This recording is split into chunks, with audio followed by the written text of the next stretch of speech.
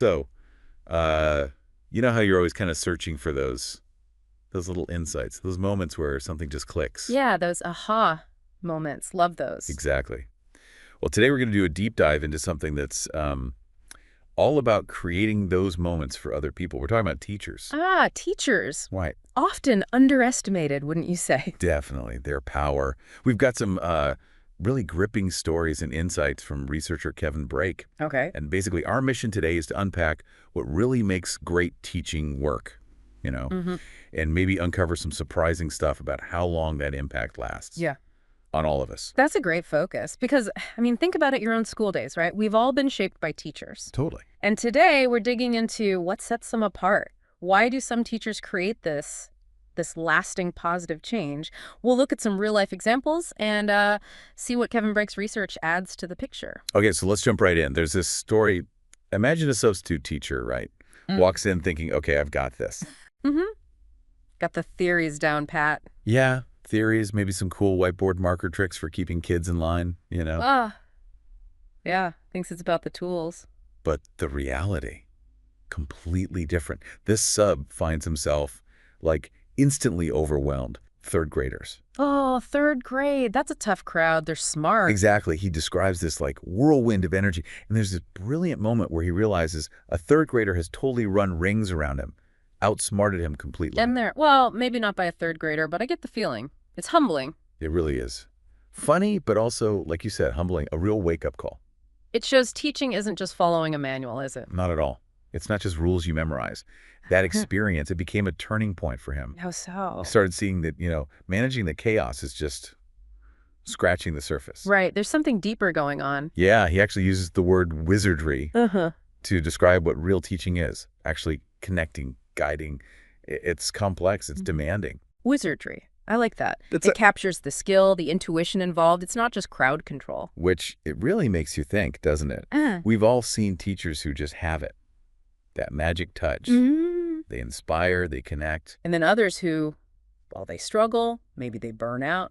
What's the actual difference there? What are the key things that create that positive impact we're talking about? Well, that's exactly the kind of question Kevin Brake looks into with his research. He actually said something that really stuck with me. Oh, yeah. What's that? He said, I bet we all remember that special teacher that really motivated us. Oh, absolutely. Instantly. You hear that and a face pops into your head, right? Right. So take a second. Who comes to mind for you? There's probably someone. Definitely. Yeah. A couple, actually. Teachers who saw something. Maybe something I didn't even see in myself back then. Exactly. And Kevin Brake suggests those are the ones who leave a real lasting mark. His research tries to figure out why. So it's not just about being memorable. No, it goes deeper. His work often points to how these teachers build genuine connections. They tune into individual students, see their potential, and crucially, they foster belief. Belief, okay. Yeah, it often seems to be less about the specific teaching method and more about that human connection, that fundamental belief. Which leads us perfectly into the story of Leo. This is, well, it's quite something. A powerful example of what that belief can actually do. Okay, tell me about Leo. He was a middle schooler going through a really rough patch. The kind of kid teachers see all the time, facing challenges outside of school, maybe withdrawn, maybe acting out. Tough situation for him and for the teachers trying to reach him. Exactly. But what's amazing here is how these seemingly tiny actions from two teachers, Miss Carter and Miss Lane, had this massive long-term ripple effect. Tiny actions, like what? We're talking simple, handwritten notes. Yeah. Not big, dramatic interventions. Mrs. Carter wrote something like, "You're sharp, kind, and bound for big things." Wow. Simple, but powerful. And Mrs. Lane wrote, "Your words have power. Keep writing. You've got a story the world needs." Just imagine getting those messages when you feel lost. Yeah. Especially in middle school, that's a vulnerable time. It's so easy for teachers to get caught up in the day-to-day grind, grading papers, lesson plans. Oh, totally. You might think, does writing a quick note even matter? But Leo's story screams, yes.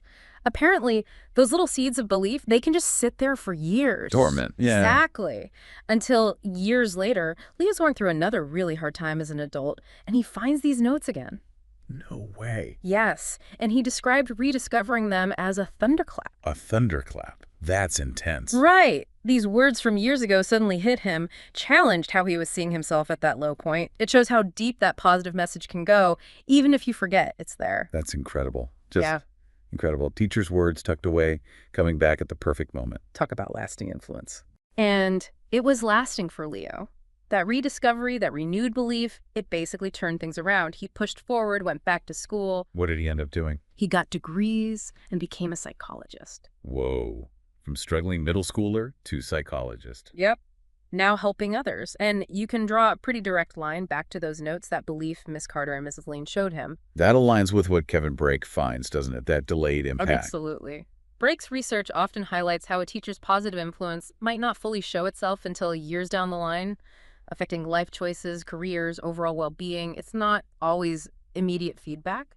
It just shows the potential locked inside students and how teachers hold this unique key.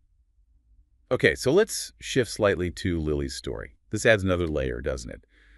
About self-worth. Yeah, Lily's story is heavy. It involves a child who went through some serious trauma in the foster care system. Right, so issues of safety, security, feeling valued, really fundamental needs. Exactly. And there's this one scene, it's incredibly moving. She's been adopted, and she's at a father-daughter dance with her new dad. Okay. And he says something to her, something like, look, my real job isn't making rules. It's showing you that you're a treasure worth more than every star in the sky. Oh, wow.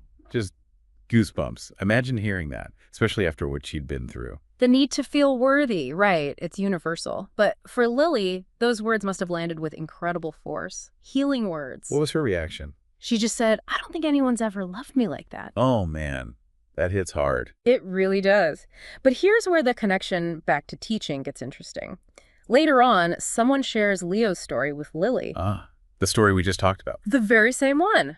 Hearing about Leo, his struggles, and crucially, the teachers who believed in him. Right. It created a bridge for Lily. How so? What did it do for her?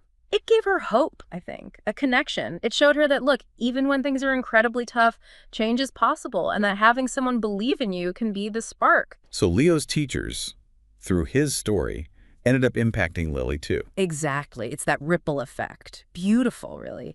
A teacher's influence spreading out, touching lives they never directly taught, like dropping a stone in a pond. The circles keep widening.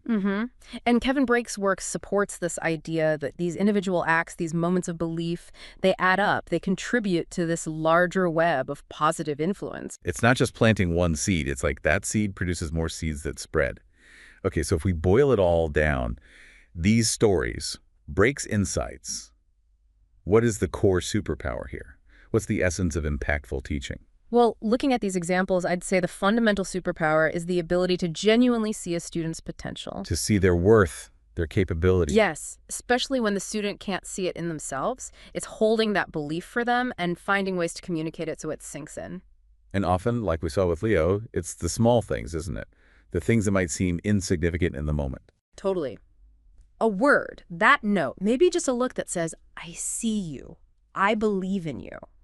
Those can be the game changers. Not always some grand pedagogical strategy. Exactly. And that fits perfectly with Kevin Brake's findings. Those personal connections, the belief system a teacher carries and shares, that's critical. It's about authentic belief in a student's ability to grow. So wrapping up this deep dive, the main takeaway feels pretty clear. Teachers have this incredible, often quiet power to reshape lives. It's huge. Far beyond just teaching subjects. Makes you think, doesn't it? Yeah. Going back to Kevin Brake's point. You're probably sitting there thinking about your Miss Carter or Mrs. Lane. Absolutely. Those people who made a difference. Yeah, gives you a fresh appreciation. So here's a thought to chew on, maybe. Okay, lay it on us. How different would things be? Our view of education, how we support teachers, if we truly deeply recognized and valued this superpower they wield? That's a big question, a really important one. What would change if we saw teaching primarily as the act of seeing and nurturing potential? Something to think about. And hey, if you want to explore more stories like Leo's or Lily's, you can just search online for things like impact of teachers stories, or maybe teacher inspiration. Yeah, or look into educational organizations or even academic journals. They often feature research on what makes teachers effective and how it affects students long term. Lots out there if you dig a bit. Good idea.